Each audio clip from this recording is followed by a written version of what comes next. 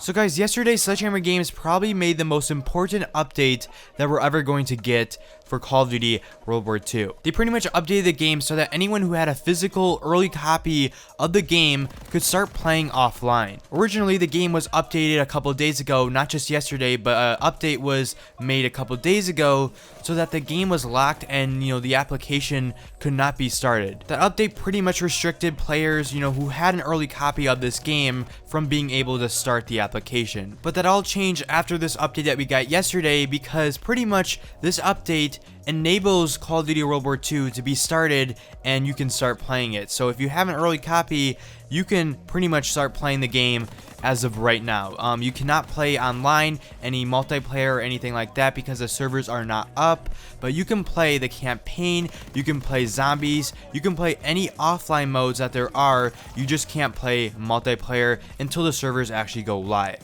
But since this game is playable right now, we're getting tons and tons of leaks for Call of Duty World War II's multiplayer. And you might be wondering, how are they leaking things in the multiplayer if the servers aren't up yet, for them?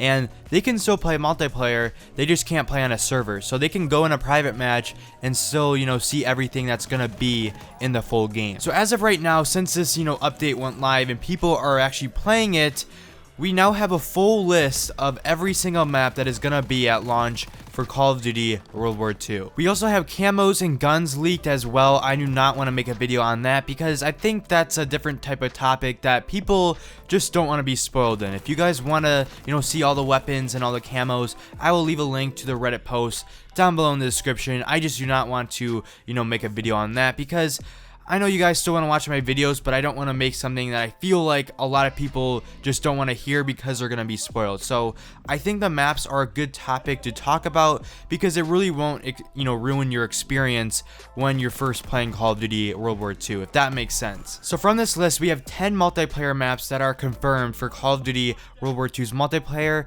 and then we also have 3 war maps that are confirmed for the launch as well. So let's just start off with all the multiplayer maps first. We have Aachen, Ardennes Forest, Flak Tower, Gibraltar, Gustav Cannon, London Docks, Pointe du Hoc, Sainte Marie du Mont, USS Texas, and Carrington, which is for season pass holders only. And the 3 war mode operations that we're going to get at launch are Operation Breakout, which is the one that we got in the beta.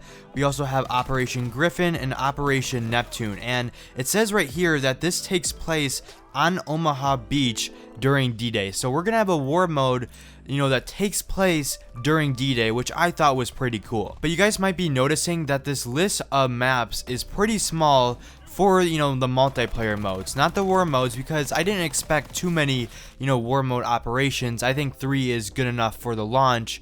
But 10 multiplayer maps seems to be a little bit small, for how many we usually get for the launch of Call of Duty. We usually get around 12 to 15, I would say, for the launch of Call of Duty games, but for Call of Duty World War II, it seems like we're only getting 10 core maps for all the regular multiplayer modes. And there's probably at least 3 out of the 10 maps that are really, really bad maps and, no one's gonna want to play on. So thinking about it that way, there's just not many maps in this game. So I'm hoping at least some of these maps are really, really good and we won't get bored easily. And people are saying that there's some maps that were found in the code that are not on this list. And I'm hoping that there's some other maps that they maybe, haven't just added until the launch of this game. So I'm crossing my fingers that there's more maps for this game. If there's not, I'm just hoping we're not going to get bored really, really easily. Because 10 maps just isn't a lot. But guys, let me know what you think down below in the comments. If you guys enjoyed the video in any way, a like rating would be greatly appreciated. Guys, we're so close to playing this game. I cannot wait for Friday. I will be making tons of videos for you guys here on my channel. So you guys, make sure you are subscribed if you're new. But guys, have yourself a fantastic day. Peace out, everyone.